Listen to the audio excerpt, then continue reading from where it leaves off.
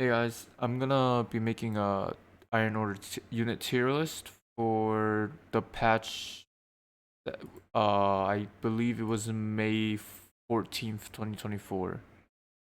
Since all the updates since then have been fixes or quality of life changes. So anyways, let's get into it. I made like a letter tier list and I had an extra row just in case we needed to put something in there. But yeah, uh, actually, let me just put this. So, if you've been around the community and know me since Doc's first tournament server, you would know that I have a hatred towards the Hunter Mech, and it's not a bad unit. It's just I don't I don't find it being very good in any situation other than just like trying to like take down like some titans. It's really terrible in my opinion, but oh yeah, this tier list will all be like opinion based and revolves around like my experience as a player. And I mean realistically this hunter mech would probably be around like C tier, like mid C. It's not it's way too situational. Okay, but anyways, we got the hunter mech out of the way. You have anti-air now. Anti-air I would put really low A. I wouldn't put in B because there's only two options for anti-air that work for land. And this would be one of them. And it's also really well for just stopping anyone who's trying to like bomb your backline units or just like your front line stacks. The only issue is that you're gonna have to produce a lot of them if you aren't going def stacks. But other than that, they're really cheap, really mass producible. Does upkeep doesn't cost that much, so yeah, it would be A tier. Okay, AMGs and artilleries. I would separate these two mainly because mechs are like more difficult to deal with in my opinion. But like these are basically actually yeah. So for AMGs, the reasoning for the AMG being higher than the anti-air is because this is basically the hunter mech, but better because at range it can't get damaged. But once it does get caught, it will die. But a decent player that uses these two will understand how to kite and keep the enemies distracted while the artillery and anti-mech guns like just destroy the enemies. As for artillery, there's so many light troops and just so many units that can deal with light troops already. So I mean, artillery isn't anything special, mainly because well, majority of the fights you can't even reach the enemies with artillery. Only in the early game. So it would be B in my opinion. So dreadnoughts are next. Dreadnoughts, they're not. I would put them at C. They're not too good, since the only thing they're actually used for is kind of just coastal dominance. They're really good for just coastal landings and invasions on the coast and island nations. They don't really do much in anywhere else. They do like a bit of damage to ships, but ultimately, the Leviathan is still better for naval warfare, so I would put them at sea, mainly because it's only good for coastal landings. I'm gonna bomber. The bomber I would put around like A tier. Uh, While we're at it, I would also put the harpy up there. So, the bomber and harpy, they're both really good options as air because bomber is anti-light and it's really good for early game and mid game air superiority because you can pick off any ranged backline since it's all light. And it's also really good for naval fights because once you get the, I believe, level 2 research for them, the ship damage becomes actually threatening. So that is why I would put the bombers on A tier. For harpies, it's really good for both anti-light and anti-mech because as for the ground form, it's basically the opposite of a hunter mech, but instead it's since the amount of light units there are, this the ground form is actually useful.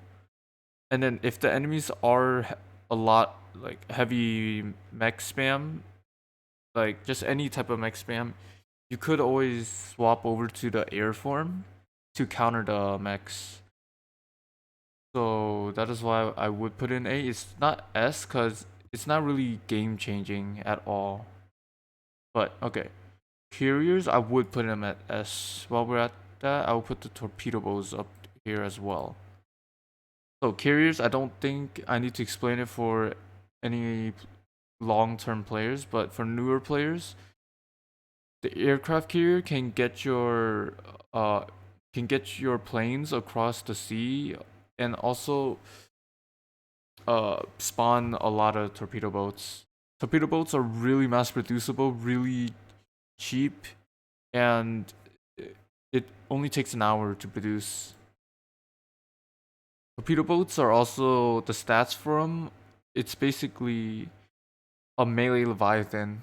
It does damage to both subs and ships, I believe, and the numbers aren't even that low. It's really strong for the cost of it.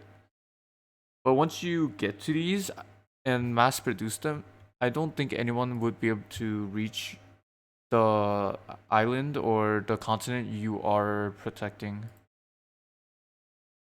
Okay, commandos.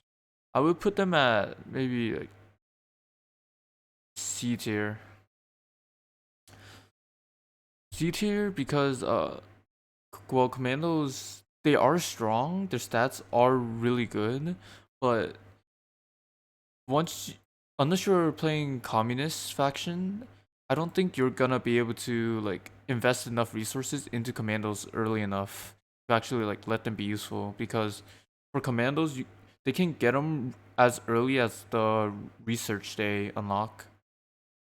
But for any other faction, you can't really get them until like the first week and a half usually because they cost a good amount in terms of building material, and then the production cost is also a lot, and the time it takes to produce them.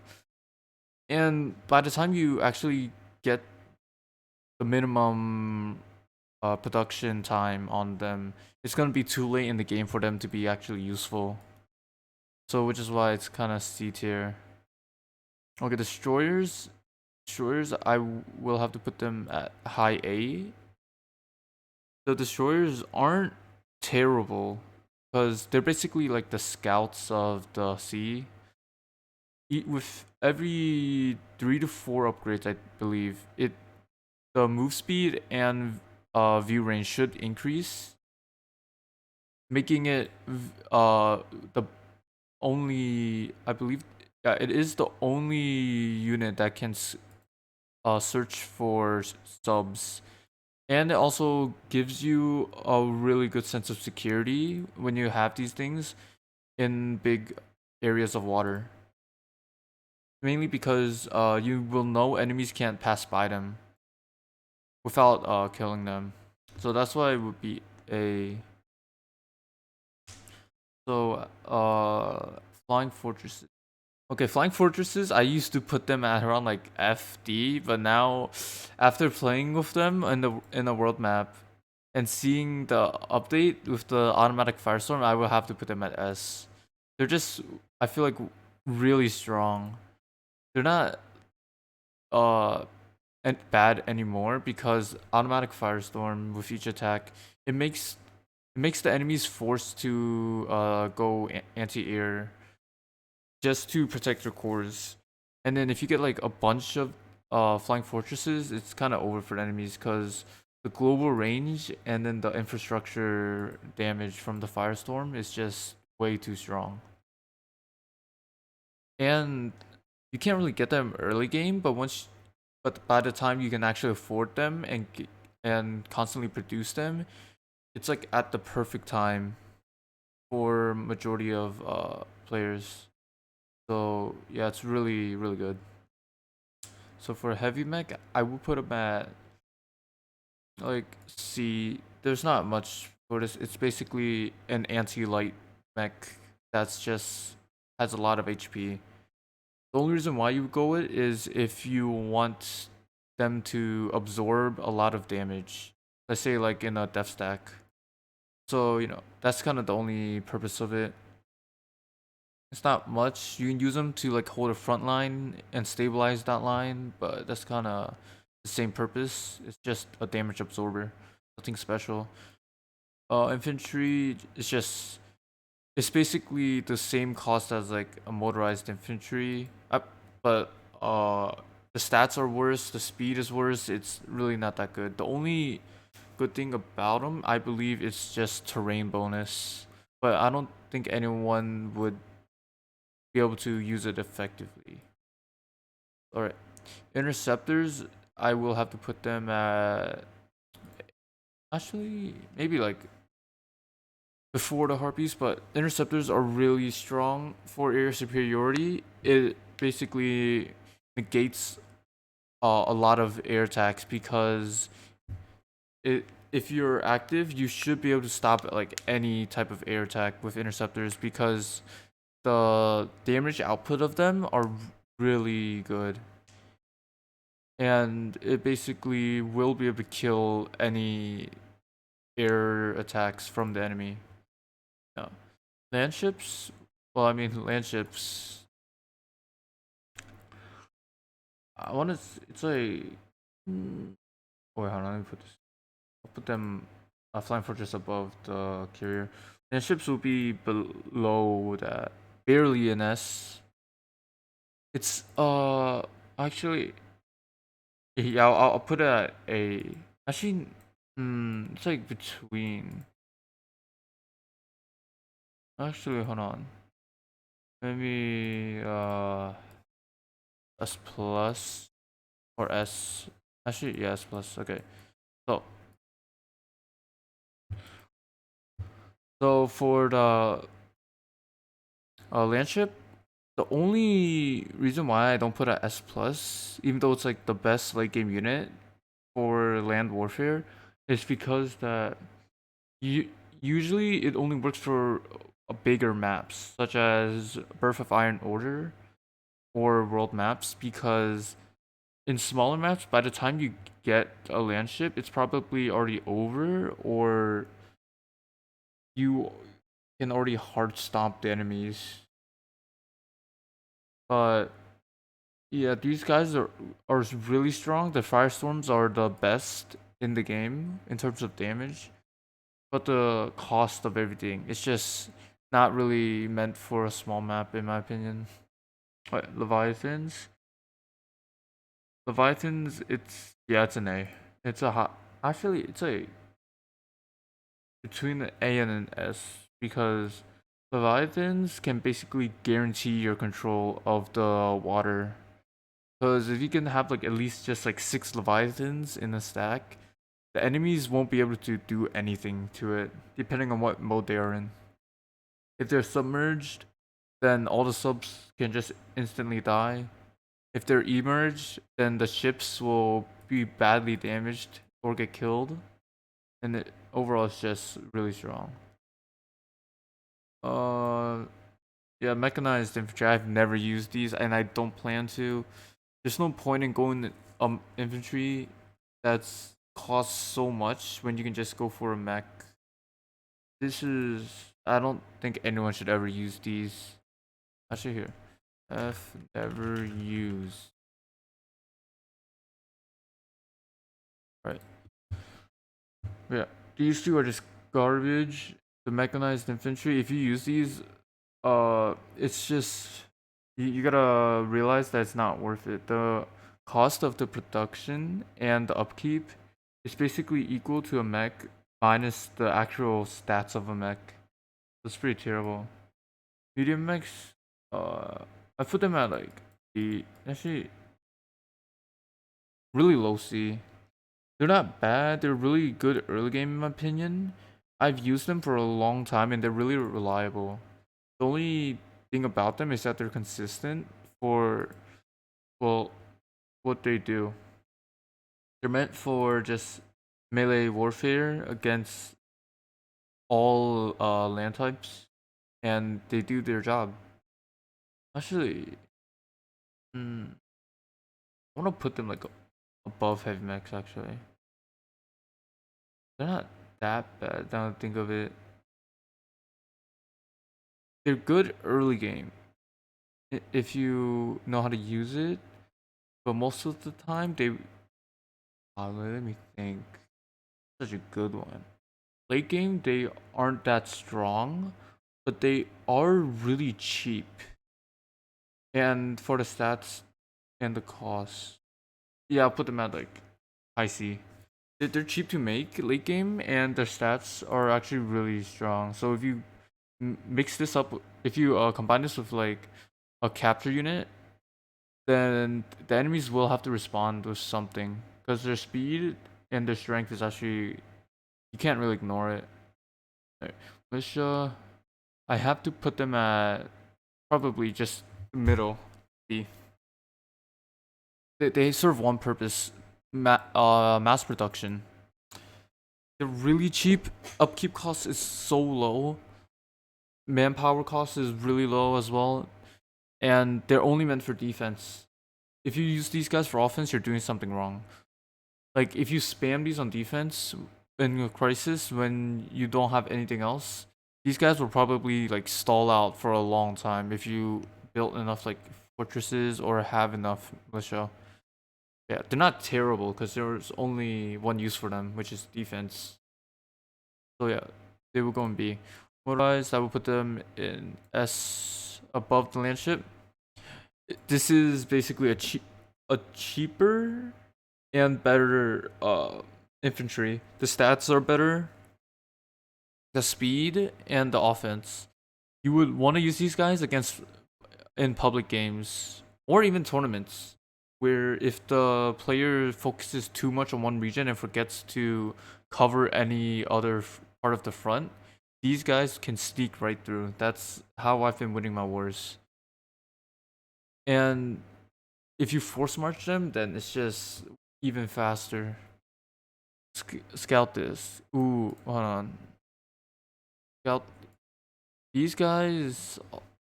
These guys can either be between F or S plus, depending on your activity levels. So here's what I'm gonna do. Uh, activity level. Activity level. In F. S to F. S plus F. Okay. I mean, technically, for every single unit, you could consider it based off activity level, but Scouters, they can show a lot. I don't think they can get attacked by anything other than interceptors as well.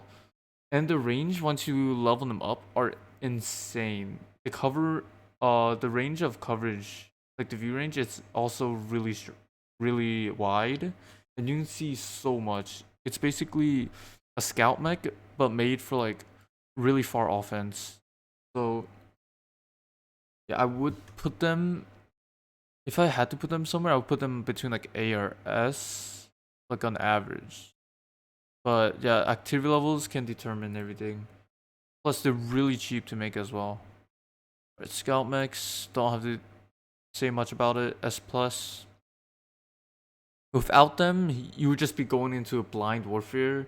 They could have like all mechs, and you could have just gone like all anti-light, and then you wouldn't have known. So yeah, that's why I have so many Scout mechs. You can see me always have like vision everywhere, and then build units accordingly. But yeah, these should be the highest, and then this terrible. Should never use these. Way too overpriced. The upgrades don't even do much. Get siege mechs. Oh, as much as I love them, I hate to like put them low. Back then, before the speed balance changes, they used to be S tier, the best of the best, but now I would put them probably D tier. Everything moves so fast. If the enemy is active, you can only get like one hit at a time, and then you need to wait like another. Well, actually, yeah, you, they move so slow. It's only good for like offense. For defense, after like one hit, you have to wait for like an hour before you can move them again, and then during that time, your siege mechs could just die, just like how it happened with mine in day 7, I think. Wait, no, not day 7, day 10. I forgot what reporting day I was on for my warm up game. Okay, subs I will put above destroyers. Subs in if your subs stealth level or above the destroyers, I don't think the destroyers will be able to see them. And subs are also invisible to almost every other unit at sea. So mainly you can use it to contest choke points and like pick off transport ships without any enemies knowing. It's just really strong if you know how to use it. For a light tank, it's D. It's not the best. It used to be really good for early game, but now it's not really that strong, in my opinion. It is fast and cheap, but it doesn't really give much value. Titan, I would put it at like the.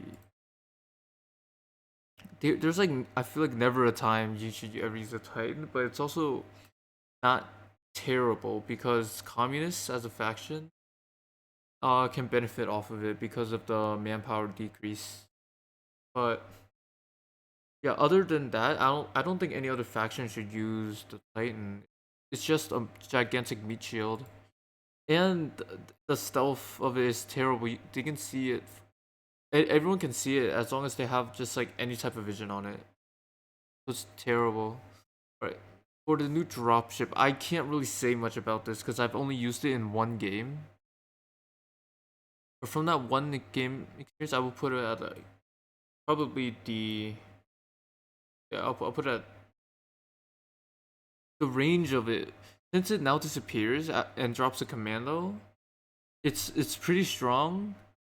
But the only issue is the range. The range of it is way too well low to actually do much. Cause it's really like it depends. Cause you could be in Europe where it's really effective because of how many cities and provinces it can reach due to like the density of it, or you could be in like Siberia or like the northern nations with like really big provinces that it can't reach anything on. So that's why I put in D. And also, you need a tier 3 airbase for that, and I don't think that's even worth it. That's my take on the units. I believe that should be it.